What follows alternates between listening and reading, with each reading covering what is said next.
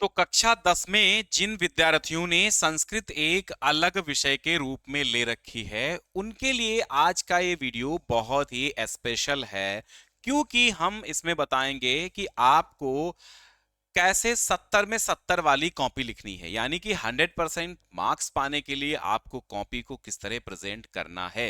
हालांकि 70 में से 50 अंकों की कॉपी लिखनी होती है और 20 अंकों की आपको ओएमआर शीट में ऑब्जेक्टिव क्वेश्चन के गोले भरने होते हैं 20 अंकों के। तो आइए हम आपको पहले तो दिखाते हैं पेपर का फॉर्मेट। 2026 बोर्ड एग्जाम में पेपर का फॉर्मेट कैसा होने वाला है। ऑलरेडी मॉडल पेपर बहुत सारे हम आपको दे चुके हैं, ठीक है, तो उनसे आपको एक आइडिया लग ही गया होगा कि मॉडल पेपर कैसा होने वाला है। ठीक है, यहां पर पहले नंबर पे तो 20 बहुविकल्पी आएंगे।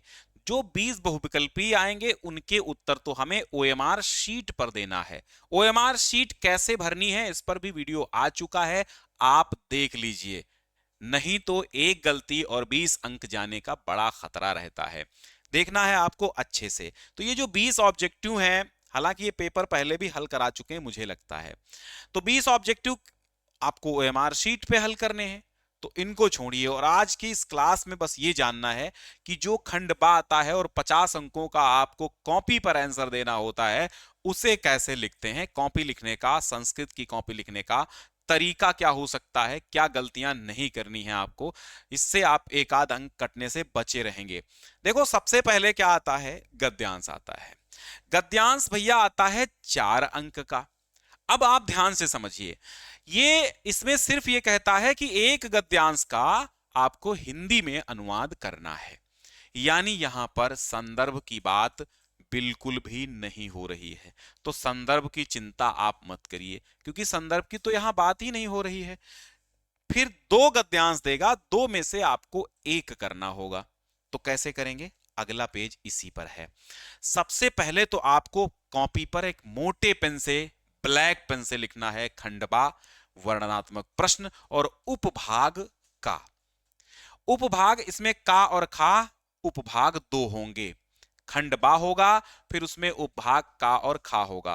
का वाले में गद्य पद्य और कथा नाटक कौमुदी, और खा वाले में व्याकरण होगी। तो सीरियल से कोशिश करिए कि आप पूरा पेपर क्रम से हल करें। वैसे तो जो प्रश्न आपको पहले जिस प्रश्न का उत्तर आता हो, उस प्रश्न को आप पहले हल करिए, ये अच्छा तरीका होता है। लेकिन एक तरीका यह भी है कि अगर आपको 90% क्वेश्चंस के आंसर आ रहे हैं, तो आप क्रम से लिखना स्टार्ट करें, सीरियल से लिखना स्टार्ट करें और लिखते जाएं, अंत तक लिखते जाएं। क्योंकि इससे क्या होगा, एग्जामिनर पर एक बेस्ट इंप्रेशन जाएगा, एक बेस्ट मैसेज उसको जाएगा कि हाँ, बच्चे में टैलेंट था और बच्चे ने सब कुछ क्रम से किया है, तो अच्छा ही किया है। क्रम से करने का मतलब यही होता है कि आपको सब कुछ आता है, तभी तो आप क्रम से कर रहे हैं, नहीं आता होगा। और जो बच्चे ये करते हैं कि पहले चौथा वाला पहले लिख दो, पांचवा वाला बाद में पहले लिख दो, और चौथा बाद में लिखेंगे, पांचवा पहले लिख दो, दूसरा बाद में लिखेंगे, उसमें क्या होता है, जो क्रम होता है वो तितर बितर हो जाता है। तो उससे तो पहले ही अंदाजा लग जाता है कि शुरुआत के जितने क्वेश्चन है वो सब सही लिखे हैं और बाद वाले गड़बड़ लिखे हैं। तो इसलिए आपको एक क्रम अपनाना बहुत जरूरी होता है। हालांकि ऐसा कोई नियम नहीं है, क्योंकि पेपर पर भी छप के आता है कि जो प्रश्न आपको पहले आता है उसका उत्तर पहले आप दें। लेकिन आपको तो सारे प्रश्नों के उत्तर आते हैं, तो फिर आप सीरियल से लिखिए, है ना। अब यहां देखो, प्रश्नोत्तर संख्या 1 डालेंगे, फिर हल्का सा एक हम क्या दे देंगे, आद्यंत दे देंगे एक लाइन में कि हमने इस वाले गद्यांश का किया है। तो ये जरूरी होता है कि मैंने ये वाला गद्यांश किया, रविंद्र से वाला, इसका अनुवाद मैंने किया है। तो एग्जामिनर के क्या होता है, वो जान जाता है, उसको जल्दी होती है कॉपी चेक करने में, थोड़ा सा उसको आसानी होती है, ये जरूरी रहता है। संदर्भ अगर आपको आता है तो सो बेस्ट है। अगर आपको सही सही संदर्भ आता है तो आप जरूर लिखिए, क्योंकि ये इसके अंक ना मिलते हैं ना कटते हैं, ये 4 चांद लगाने के लिए काफी है। एक लाइन में संदर्भ होता है, लिख दीजिए कि प्रस्तुत संस्कृत गद्यांश हमारी पाठ्य पुस्तक संस्कृत गद्य भारती के विश्व कवि रविंद्र नामक पाठ से उद्धृत है, और गद्यांश में कुछ नहीं, जो लिखा है उसको हटाइए, बस इतना लिख दीजिए कि प्रस्तुत संस्कृत गद्यांश हमारी पाठ्य पुस्तक संस्कृत गद्य भारती के विश्व कवि रविंद्र नामक पाठ से उद्धृत है। हो गया संदर्भ। अब नहीं संदर्भ आता है, आप नहीं पहचान पा रहे हैं, अनुवाद आपको आ गया, और मुझे तो लगता है अगर आपको अनुवाद आता है तो ये जरूर पहचान जाएंगे कि कहां से आया है ये। तो संदर्भ लिख देंगे तो 4 चांद लग जाएंगे। हालांकि मैंने बताया संदर्भ से ना प्रश्न ना अंक मिलते हैं ना घटते हैं, तो संदर्भ आपका ऑप्शनल है, बाकी अनुवाद मेन है। 4 अंक में आपको अनुवाद देना होता है लिख के। ठीक है, अब देखो, फिर आपको अनुवाद लिख देना है अच्छी तरीके से। अब आते हैं हम अगले प्रश्न पर। इसके बाद अगला प्रश्न हमारा क्या रहेगा, यहां देखो दूसरा प्रश्न आता है हमारा। दूसरा प्रश्न आता है कि किसी निम्न में से किसी एक पाठ का सारांश हिंदी में लिखिए। कभी कभी हिंदी अथवा संस्कृत में भी कह देता है, लेकिन हिंदी में ही आता है, संस्कृत में नहीं आता है, और यह भी आपका आता है 4 अंक का। अब मान लो आपको लोकमान्य तिलक, आदि शंकराचार्य और गुरु नानक देव, इनमें से कौन सा आता है, जो आपको अच्छे से आता हो वो आप लिखिए। तो प्रश्नोत्तर संख्या 2। अब 2 के का खा गा में से आपको कौन आता है, तो यहां लिखिए प्रश्नोत्तर संख्या 2 का खा आदि शंकराचार्य आता है, और लिखना चालू कर देंगे कि ये भारत भूमि ऐसी है जहां जहां जहां पर समय समय पर दुष्टों का विनाश करने के लिए और सज्जनों की रक्षा के लिए कभी राम कभी कृष्ण आदि के रूप में भगवान अवतार लेते रहते हैं, है ना। तो इस तरह आप लिखेंगे। अच्छा, जो सारांश लिखेंगे वो आपको अपने शब्दों में तो लिखना है, लिख सकते हैं, लेकिन वो सारांश पाठ के अकॉर्डिंग होना चाहिए। पाठ जिस कहानी को लेके चल रहा है, पाठ जिस तरीके से लिखा गया है, उसी तरीके से आपका पूरा का पूरा समरी होनी चाहिए, पाठ की समरी। ठीक है, तो 1 पेज 1.5 पेज में, अब यहां चूंकि छोटा छोटा लिखा है तो 1 पेज में ही आ गया। अगर कॉपी इस तरीके की लंबी लंबी मिल रही है, मतलब ये लैंडस्केप मोड है, और वो जो खड़ी खड़ी A4 साइज की कॉपी आती है उसको पोर्ट्रेट मोड कहते हैं। ठीक है, तो उस तरह की आएगी तो भी 1 पेज में ही हो जाएगा। इसके कोई शब्दों की सीमा नहीं होती है, 1 पेज में ही आप लिखिए। बहुत अगर आप छोटा एवरेज लिखते हैं तो 1 पेज में लिखिए, बड़ा बड़ा लिखते हैं तो 1.5 पेज में भी कर सकते हैं। इसके बाद तीसरा सवाल क्या है, तीसरा सवाल आता है कि निम्न श्लोकों में से किसी एक श्लोक का हिंदी में अनुवाद कीजिए या हिंदी में व्याख्या कीजिए। अब संदर्भ यहां पर भी नहीं पूछता है, 4 अंक में सीधा सीधा हिंदी अनुवाद करने को बोलता है, करिए आप।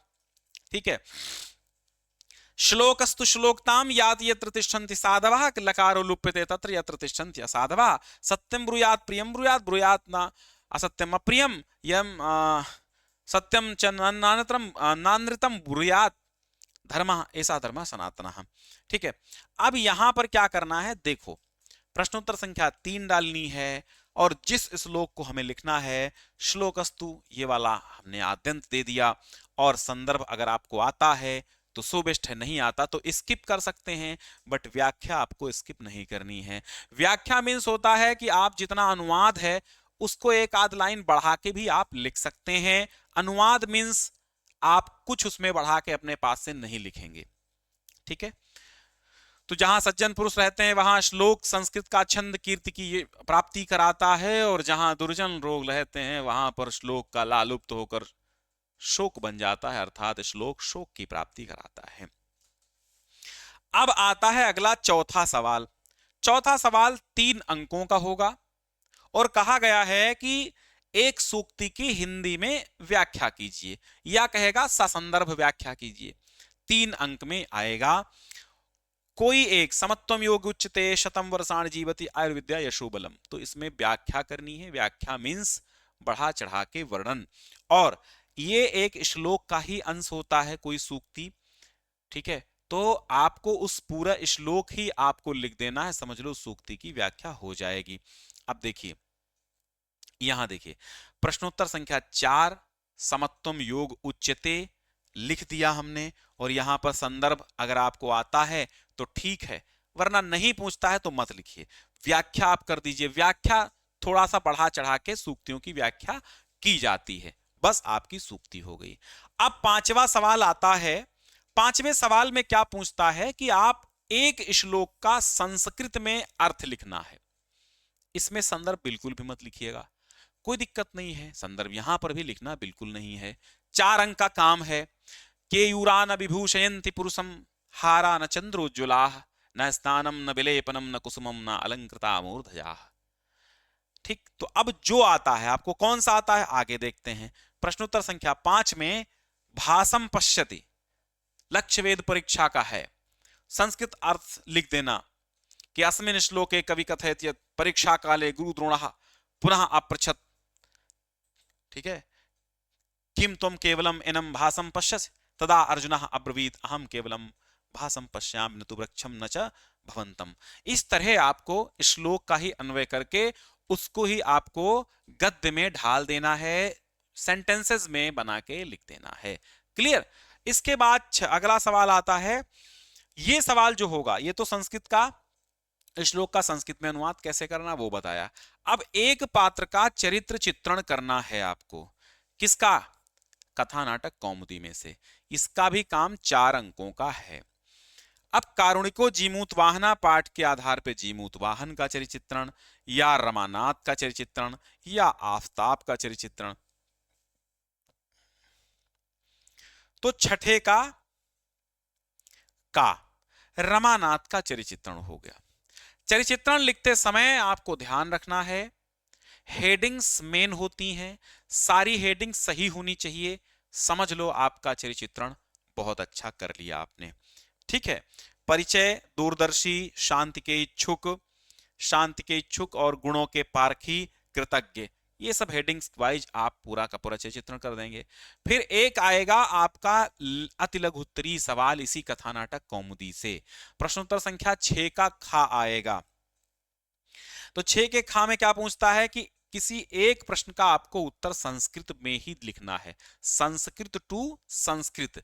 तो 2 अंकों का ये होगा, जैसे सुमेधा कस्य तनया, सुमेधा विनयस्य तनया, नागानंद नाटक कस्य रचयिता कहा, और विद्यालय निरीक्षक से किम नाम आसीत। तो विद्यालय निरीक्षक से नाम गायलसाह आसीत, तो यहां लिख दिया विद्यालय निरीक्षक गायलसाह नाम आसीत, हो गया। ऐसे उत्तर लिख देना। इसके बाद उपभाग आता है खा।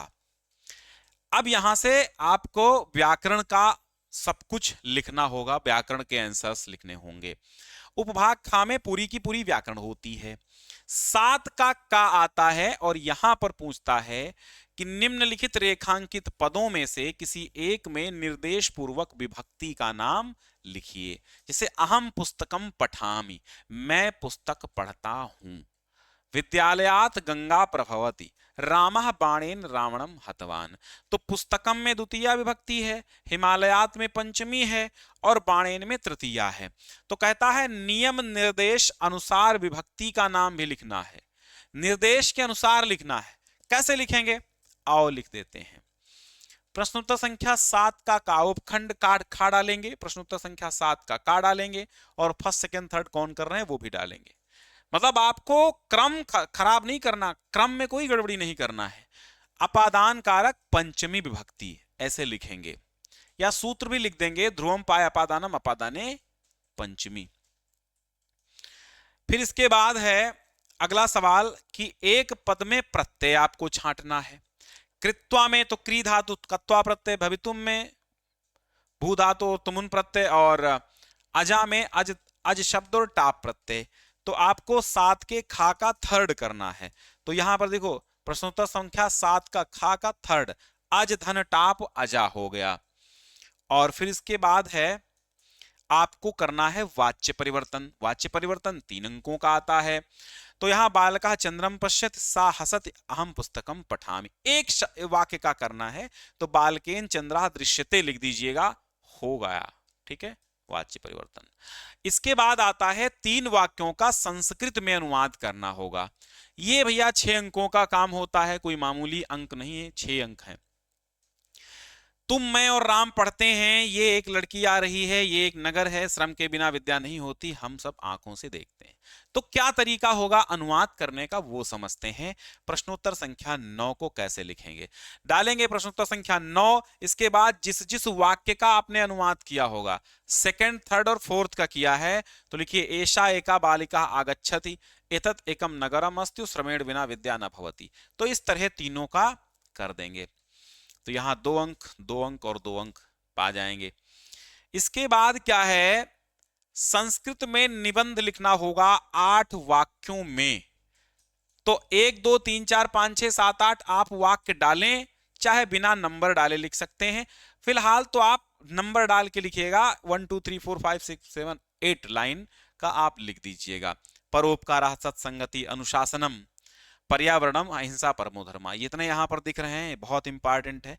इनमें से ही कोई एक आना है बोर्ड में, ठीक। चलो यहां देखो, अहिंसा परमो धर्म पर लिखा गया है।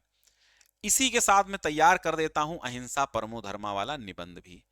जीवस्य हिंसनम पीडनम दुख दानम व हिंसा इति कथ्यते, यानी जीवों को की हिंसा करना, पीड़ा पहुंचाना अथवा दुख देना ही हिंसा कहलाती है।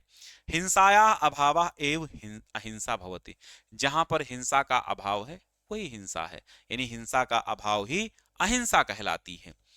मनसा वाचा कर्मणा वा केनापि रूपेण दुख दानम न करणीयम, मन से, वचन से, कर्म से किसी भी प्रकार, किसी भी रूप से किसी को दुख देना नहीं चाहिए, अर्थात दुख नहीं देना चाहिए, दुखदान नहीं करना चाहिए।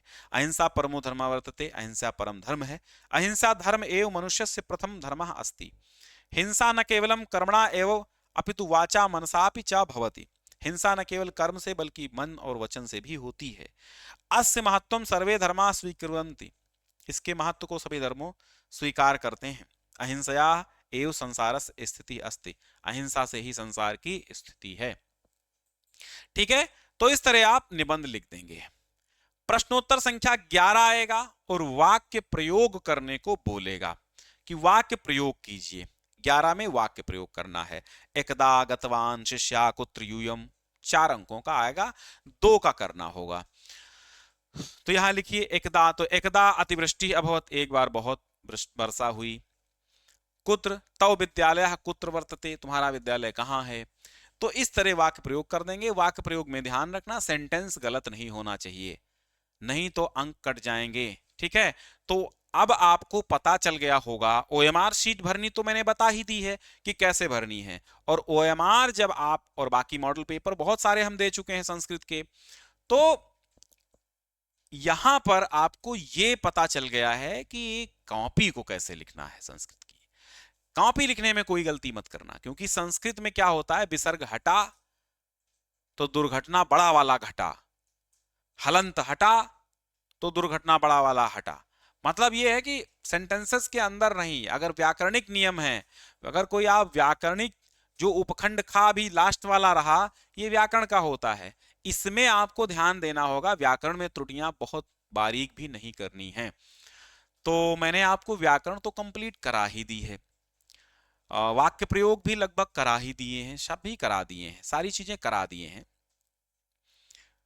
बस हिंदी अनुवाद के नियम थे, वो भी ऑलरेडी हुए हैं। ज्ञान सिंधु कोचिंग क्लासेस पे आप जाएंगे, आप ऐसे डालिए संस्कृत अनुवाद के नियम ज्ञान सिंधु, बस फिर देखिए आपको वीडियो मिल जाएगा 1 सवा 1.5 घंटे का, उसमें ही आपका काम हो जाएगा, कुछ करना ही नहीं है। तो आज के लिए बस इतना ही। समझ चुके होंगे कि संस्कृत की कॉपी आपको कैसे लिखनी है, ओएमआर कैसे भरनी है, ऑलरेडी मैंने कहा कि वो वीडियो आ चुका है, उसको भली भांति आप देखिए। हिंदी की कॉपी कैसे लिखनी है, 3 वीडियो हम दे चुके हैं, 3-4 वीडियो दे चुके हैं कि कैसे लिखनी है हिंदी की कॉपी। देखिए, आप अच्छे से प्रेरित होइए और वैसे ही लिखिए। संस्कृत की भी बता दिए हैं, अंग्रेजी की भी बता देंगे, और गणित और विज्ञान की कॉपी लिखने का कोई विशेष तरीका नहीं है, बस क्रम उन पर ध्यान रखना है, क्रम से सब कुछ करना है। ठीक है।